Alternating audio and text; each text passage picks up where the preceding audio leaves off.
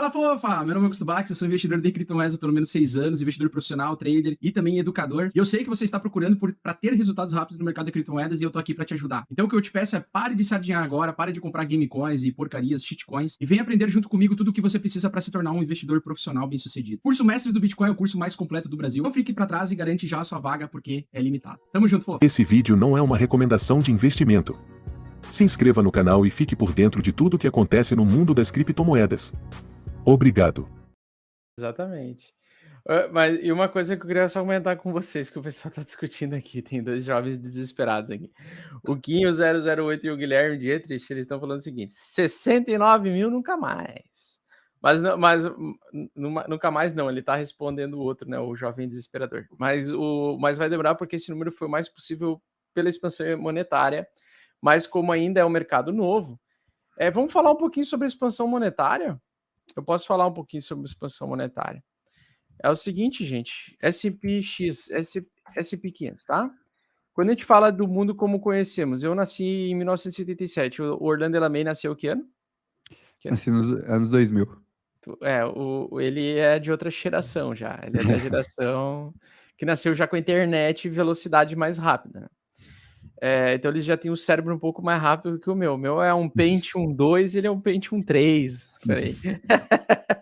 E aí o que acontece? Se a gente pegar o que é o nosso mundo, o que é a economia como um todo, né? A economia ela é baseada em produtividade, produção e você pagar ou pagar por um valor e trocar pela aquela produção. Então alguém produz, ele recebe o poder de compra, que é através do dinheiro de outra pessoa, e ele faz essa troca, tá? Então a economia basicamente é isso, você trocar bens e serviços por tempo e dinheiro. Então o que acontece? Nós temos o seguinte, isso aqui é a nossa expansão monetária, né? Deixa eu colocar em escala logarítmica aqui, percentual.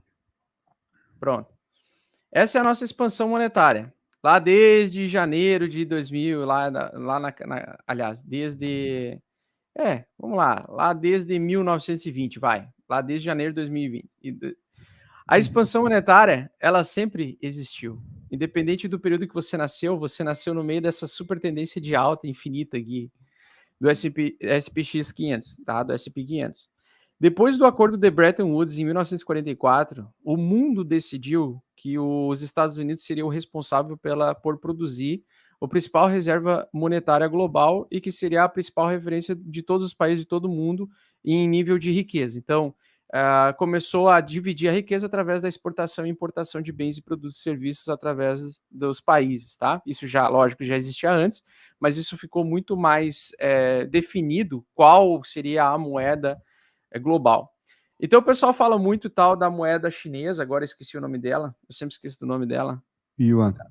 É o Yuan, mas tem um outro nome. Ela tem um outro nome, é o nome... RM, peraí. Eu não lembro exatamente o nome dela. Tem que procurar no tio Google aí. Então o pessoal tá falando que no próximo reset financeiro e tal, a gente poderia ver... Renminbi. Renminbi, isso. E aí, no próximo reset, a China seria dominante, daí todo mundo usaria a moeda. Só que tem um detalhe muito importante aí. Existiu outro acordo, tal qual o Bretton Woods, com a China, em relação aos países ou não? Ou isso é só uma especulação? Então ainda não tem esse acordo. Então a gente tem que viver o que a gente sabe como funciona o mundo hoje. Então o pessoal fala assim, nunca mais vai voltar aos 69 mil. Isso é uma falácia. Por quê?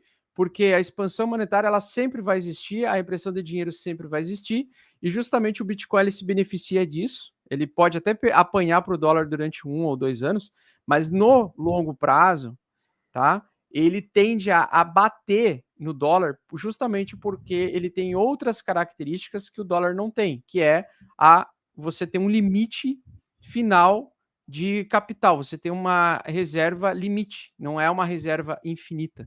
Ele segue uma regra onde nós temos a mineração, que tem o halving, que vai diminuindo a velocidade da emissão de novos bitcoins, e aí o Bitcoin ele não é deflacionário, ele se torna desinflacionário, ele então vai perdendo inflação ao longo do tempo, então ele tem esse reajuste geralmente uma vez, 1 ano a cada 3 anos, então geralmente durante 3 anos ele ganha valor sobre o dólar, e ele apanha para 1 ano. Talvez por causa de uma recessão econômica, que a gente teria um período um pouco mais prolongado de baixa, talvez ele evolua pela primeira vez para 2 anos.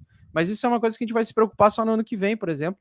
E mesmo assim, na minha visão, em 2024, ele vai de novo dar um pau no dólar, independente no ponto que ele tivesse. Ele vai estar em 20 mil dólares, 10 mil dólares, 30 mil dólares, 40 mil dólares. O que me importa é o seguinte: nós só temos 10 anos de expansão monetária com o Bitcoin. É muito pouco tempo.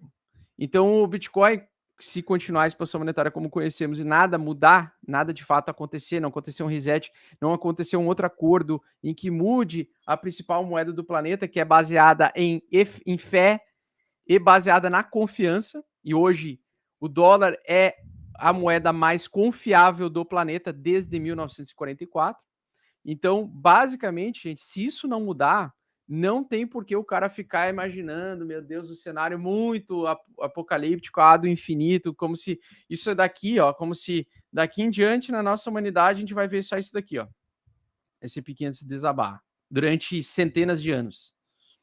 Tá? Eu não acredito nisso. Eu acredito que as empresas vão continuar produzindo, as empresas vão querer continuar se reinventando, elas vão querer trazer soluções para problemas atuais que a gente vive.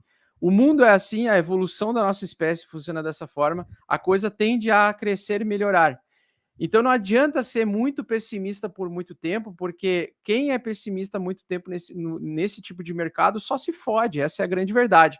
É só você contar o seguinte: quantos anos vermelhos nós temos em relação à nossa expansão de produtividade, representada pelas 500 maiores empresas dos Estados Unidos, que é a principal economia do mundo, em relação a quantos anos a gente tem negativos, né? Então, por exemplo, nós temos recessões ali por um breve período de tempo, como lá a bolha.com, nós tivemos 3 anos aí de recessão, de queda na sua base monetária. E aí? Mas depois, quantas barrinhas verdes nós enxergamos aqui? Se você for calcular aqui, você vai ver muito mais barras verdes, é só bater o olho aí no gráfico, do que barras vermelhas. Então, vale a pena você ficar pessimista pro resto da vida? Uma coisa é ser pessimista por uns 2 anos, assim, e tu aproveitar a tendência de baixa para se posicionar. Mas agora você ir contra tudo aquilo que a gente já viveu é bem complicado. Pelo menos eu, para mim, acho muito difícil o mundo mudar do nada, no curto prazo, mesmo com as guerras, porque a guerra sempre acontece, cara. Essa é a grande verdade. Sempre tem uma guerra, né? Sempre tem.